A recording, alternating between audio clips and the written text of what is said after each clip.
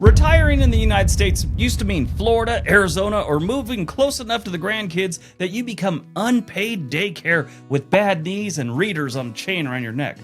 I'm +2s now. But here's the deal. Housing costs are up, healthcare is expensive, insurance companies act like they're allergic to paying claims, and your monthly grocery bill now equals your mortgage payment, which always sucks. So many Americans are asking a pretty reasonable question. Can I retire somewhere better for less money? It's like the dream come true if you can find it. Today, we're looking at 10 cities outside the US where retirees actually live well, stretch their money, and get decent health care, and maybe enjoy life without needing a second career just to afford eggs. But that's what we're doing today. Let's take a look. Number 10, Da Nang, Vietnam. Da Nang is probably the most affordable city on this list, but it lands at number 10 because the visa situation is the problem child sitting in the back of the classroom eating glue. Vietnam does not currently have a dedicated retirement visa, so retirees usually have to rely on tourist visas, business investor routes, or other long-stay workarounds. That makes it cheap, beautiful, and tempting, but not an easy place for retirees who want legal stability without playing visa hopscotch every few months. Historically, Da Nang's always been a very important port city in central Vietnam.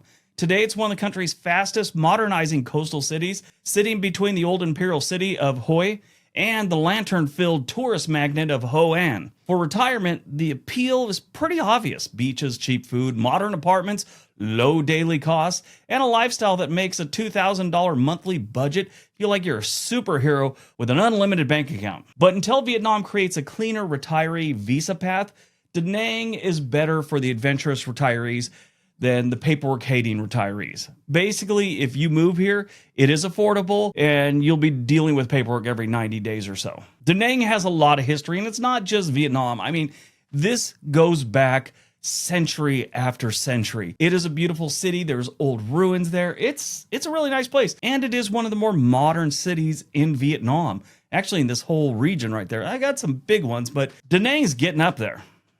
Number 9, Sliema, Malta. Sliema is attractive because of the Mediterranean lifestyle they have.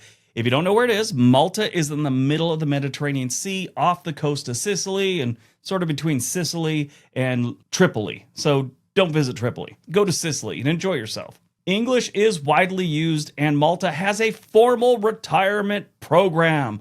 The catch? The cost. Malta is not the bargain bin Mediterranean lifestyle anymore. The Malta retirement program requires qualified property ownership, meaning you got to have some property, you got to have health insurance, and you have to have pension-related income.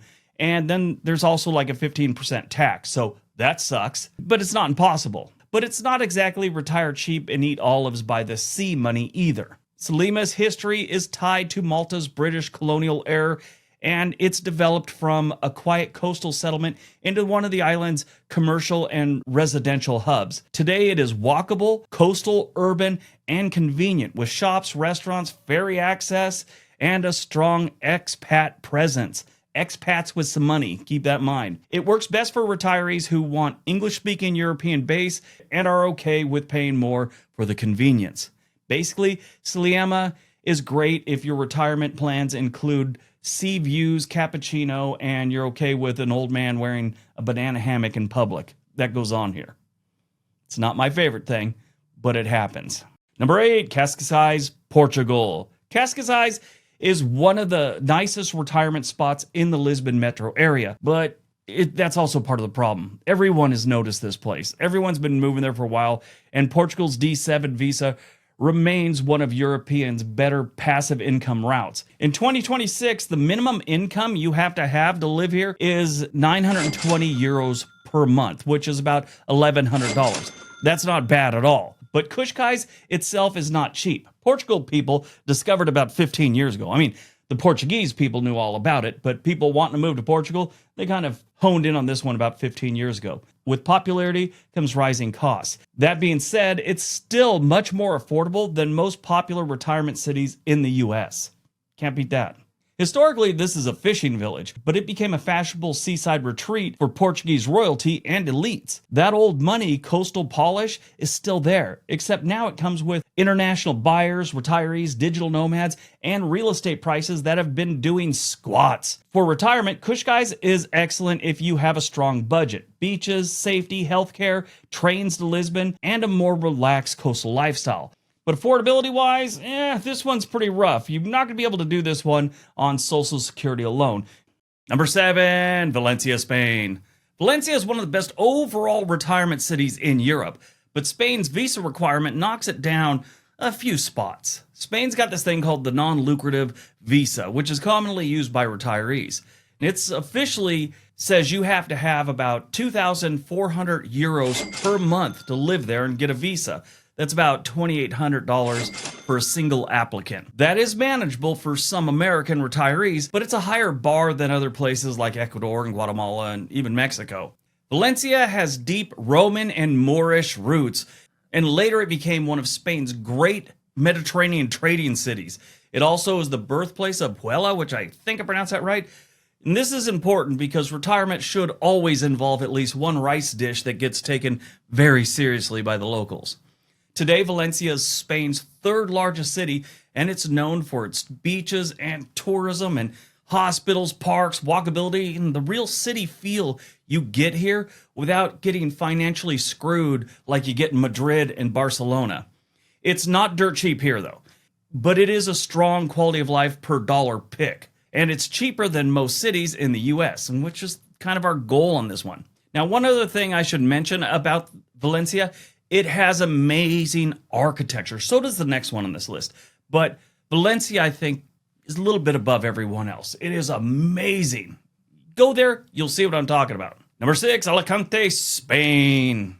Alicante is ranked slightly above Valencia because it's usually cheaper. It's smaller, it's sunnier, and it's more openly retirement orientated. The visa situation is the same as Valencia because, it's still in Spain. So the visa income threshold still applies. But once you get past the paperwork bouncer at the door, Alicante can be easier on your wallet than just about any other port city or beach city in Spain. Now, Alicante also, its history goes back to Roman and Moorish periods, with the Santa Barbara Castle still watching over the city like a medieval neighborhood watch captain. For retirees, Alicante offers beaches and an international airport, a large expat community, good healthcare access, a lot of sunny days. It has that classic European coastal retirement vibe, but without the Barcelona money or Madrid patience. It's a very solid choice for retirees who want to do Spain, but don't want to feel like they're on vacation all the time. You can actually settle into this town and feel like you live there, not like you're on a vacation someplace. Number 5, Kotor, Montenegro. Kotor is gorgeous, dramatic, and still fresher than the Portugal, Spain, Mexico retirement triangle. It ranks here because Montenegro can be affordable compared to many other Western European countries, but the residency path is not as straightforward as the classic retirement visa, though recent reporting say that the property-based residency now requires a property worth at least 200,000 euros, which makes it less easier than it used to be. So there's that. Historically, Kotor is a very important port city. These days, it's important because of the cruise ships that come in there and people visit. The old town feels like someone folded Venice into a fjord and added some cats for emotional support. For retirees, this place got beauty, walkability, cost of living, and a lower cost than Italy or Croatia. The downside is it is touristy during the summer, especially when those cruise ships start coming in, so it gets crowded, and healthcare may require trips to larger cities or even nearby countries for specialized care. It's got a great lifestyle, decent affordability, and it's slightly clunky when it comes to residency and getting a visa and all that good stuff, but it's still a great option. Number 4, Georgetown, Malaysia. It just doesn't sound like a place that should be in Malaysia.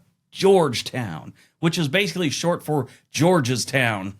Anyway, Georgetown is one of the best lifestyle picks on this list. Malaysia is affordable. English is widely spoken. Healthcare is strong.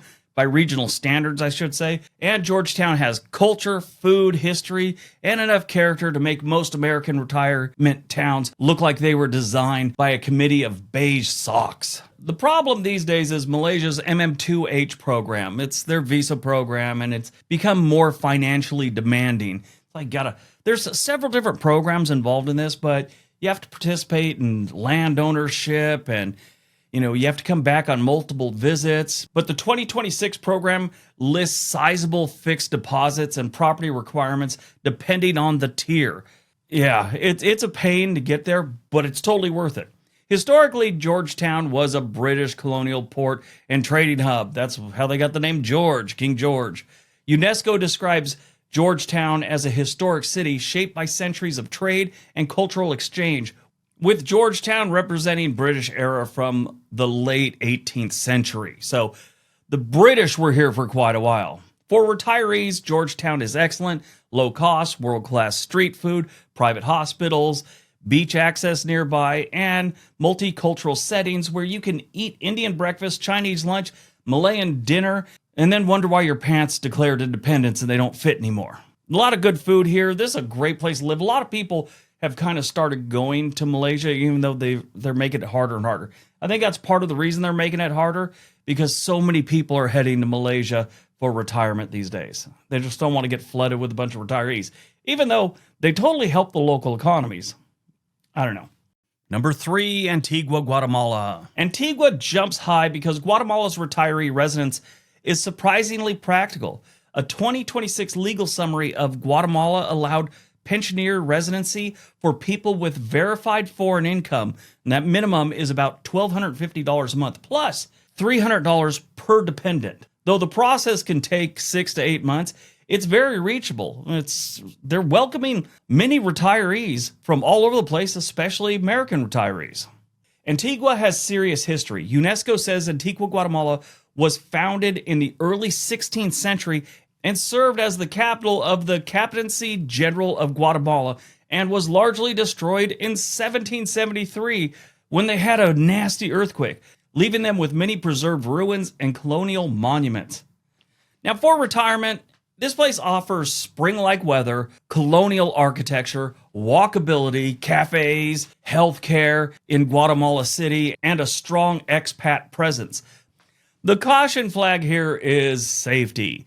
The U.S. State Department currently lists Guatemala as a level 3 reconsider travel due to crime and terrorism, with specific high-risk areas. Now, if you stay out of those high-risk areas, mind your own business, and be a little street smart, you'll be fine. A lot of retirees down there, so it's not like it's so dangerous nobody's going anymore. Number 2, Paphos, Cyprus. Paphos is one of the better sleeper picks on this list. Cyprus has, relatively friendly retiree attitude. They don't have a simple retirement visa, but Category F permits. It's commonly used by retirees and financially independent people. 2026, the residency source list says the annual income requirements are 9,568 euros to 10,000 for a single applicant, plus extra for dependents, which is very low compared to Spain's non-lucrative visa threshold and a couple of the other ones. Historically, Paphos is one of the most important ancient cities in Cyprus, tied to Greek and Roman history and the mythological place of Aphrodite. For retirees, it offers warm weather, coastal living, English-speaking, comfort, decent health care, and a slower pace than a lot of other places. It's not as cheap as, let's say, some of the places in Latin America, like we just talked about Guatemala, but compared to what's going on in a lot of the Mediterranean places and in the United States, this gives the retirees a lot of lifestyle for the price. It feels like a place where your blood pressure drops unless you start arguing about parking, which, that can happen any place. I like Cyprus. All right, before we get to number 1, I just want to thank you for being here today and watching this video. Thanks for staying this far into it. Don't forget to give the video a big thumbs up. All right, on to number 1. And number 1, Cuenca, Ecuador. Cuenca is the winner because it checks most of the boxes at once. Affordability, retiree visa clarity, healthcare access, established expat communities, mild climate, walkability, a proven retirement track record, Ecuador's pensioner visa requirement. For 2026, you only got to be bringing in about $1,400 a month in guaranteed lifetime income, meaning They don't want to just see you getting one check. Anyway, plus you got to have about 250 per dependent. And application requirement documents are just like a passport, maybe a little background check, pension proof, healthcare insurance, and application forms, and you're in. They don't make it hard for you to retire there. Cuenca also has real history, and it's not just there's an old church, please clap. It was built on the site of Inca settlements and later became one of Ecuador's great colonial cities. Its historic center is a UNESCO World Heritage Site, and recent travel coverage describes it as Ecuador's cultural capital with colonial architecture, rivers, churches, museums, and a strong art scene. Always got to have a good art scene. As you get older, the art scene starts, being more important. It's like reading books and having readers on your face all the time. For American retirees, Cuenca is probably the cleanest pick on this list. It is cheaper than Spain, easier than Vietnam, less expensive than Malta, more established than Montenegro, and less chaotic than some other Central American options. You get a mild highland climate, no brutal tropical heat, affordable private health care, walkable neighborhoods, and enough expats so you won't feel alone. Got plenty of people to talk about, like how bad the Cleveland Browns are doing. It is the best all-around retirement city in this dude's opinion. All right, that's today's video. If you like that video, you're probably going to like this one right here. Everybody have a great day. Be nice to each other.